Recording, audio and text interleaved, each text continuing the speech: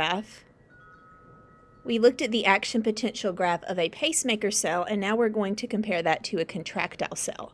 So like we said, pacemaker, also known as autorhythmic, nodal, or non-contractile cells, are only 1% of heart muscle cells. But the other 99% are contractile cells, which means they are not special in the way that they cannot generate their own action potentials, but they can communicate through gap junctions with those 1% cardiac myocytes that are pacemaker cells so that they can contract as well. So they cause the myocardium, the heart muscle, to contract. So I have these slides that have information about what I'm talking about and some images to explain the action potential of a contractile cell. So starting out in the first image, the first thing that we see whenever we are generating an action potential of a contractile cell is that the numbers in millivolts, the membrane potentials on our Y vertical axis, are going to be a lot different than what those numbers are on the pacemaker cell. So we're going to see a little bit of a difference there. So the first thing that happens in a contractile cell is we open voltage-gated sodium channels which rapidly depolarize the membrane. So we're going to let some sodium in, and they sit here at their resting membrane potential around -85, and sodium ions come in and rapidly depolarize the membrane. And we can see this is a big difference from a pacemaker cell, because in a pacemaker cell that rapid depolarization was due to calcium. Now, after we get rapid depolarization, we call this reversal of the membrane potential because we reverse it from -85 to +20. Then, at the +20, we open a potassium channel. And we should know at this point that whenever a sodium channel is open, sodium comes into the cell down its concentration gradient, and potassium goes out.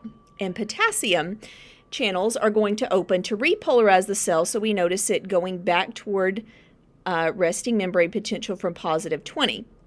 Now, at about the same time these voltage-gated potassium channels open to repolarize the cell, we are also going to open a calcium channel. And we sometimes call these slow calcium channels because they will allow calcium to come into the cell, which balances the positive ions, the potassium going out. So the calcium and potassium are going to be balancing out, and it causes a plateau phase, which is characteristic of a contractile phase. And that plateau phase causes the membrane potential to hover around 0 millivolts. So we have a little time period here that the plateau phase is formed. It hovers around 0 millivolts.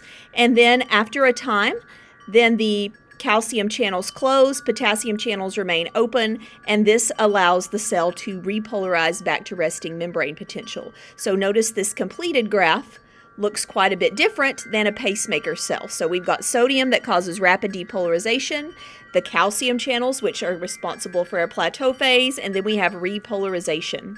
The functional reason for that plateau phase is so that we have time for the ions to travel through gap junctions to all of the atrial cells and then to all of the ventricular cells, so that the atria can contract at once and the ventricles can contract at once. And we don't have to know anything different about the sarcomere pattern in a cardiac muscle cell because it's the same sarcomere pattern that is in a skeletal muscle cell. Notice that there is less sarcoplasmic reticulum than in a skeletal muscle cell because a lot of the calcium involved for contraction that binds to troponin in a cardiac muscle cell comes from outside of the cell. One sign of a heart attack is that there may be a lot of troponin in the blood. Another thing that is unique about cardiac muscle cells is that when they rely solely on aerobic cellular respiration, because your heart muscle is contracting all of the time, that most of the time you are going to use fatty acids for the fuel. So 60% of the time fatty acids are used, and 35% of the time glucose is used for cellular respiration. And we know in metabolism, a lot of the body uses glucose. The heart is also very good at using other things, so it can use things like lactic acid, amino acids, and ketones, small amounts, to also make ATP.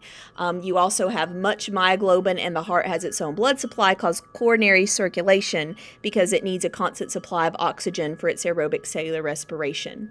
And we said that troponin in the bloodstream may be indicative of a heart attack, as well as things like creatine kinase from creatine phosphate.